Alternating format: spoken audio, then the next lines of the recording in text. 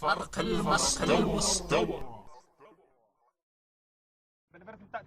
برا صوت عم حاول اقنع حالي فيه، كلمة دقدق برا شقشق برا ما موضوع واحد طول عمري احكي فيه بجسدي كل مرة ما انت قصتك، بس هالمرة انت المقصود حرر لك خلصت عليك واسمع كلمة محسوبك كوزة واضحك تعود وترجع تحاول تفكر تفتح دماغك تسمع ما تقدر تفكر احكي عن امثالك كل سبب تبرم مثلك ارفع مستويات كل اللي بتقرب فكرة هالموس على ضغطك حالك من عقلك بتجرب برمتك افكار جو لا ولسه ما حكينا على سارق اثنين اكبر جانكس بغني احط رقصه مشان المسخره كلمه توسع خليك ملتهب عشيتك وخليك ملتهب نار هواها فكر دسك على كوزة لك رمالي هالمرة عيش بلاها يعني بالعربي خليك عم تغني تخاف من المي لا لك حلو فكرة عن هيك تكون جنرال الاستماع لحظه بناخذ سحبه ماكو سكاره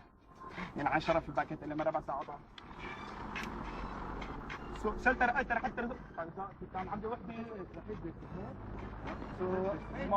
هاي هيك ممكن تحطها شلتر قلتر حتى رزبت ربي بيحاسبني فينيش سو فينيش هاي بس لما بدك تعرف تعمل تكسير حاول انك تعملها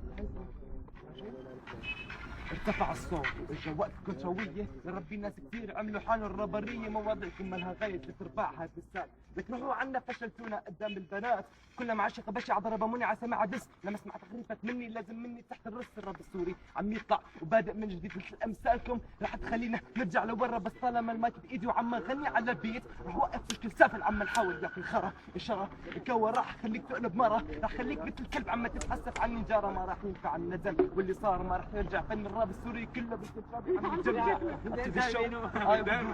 كمان فك موكس كان صنع بيتش بس اخر بعرف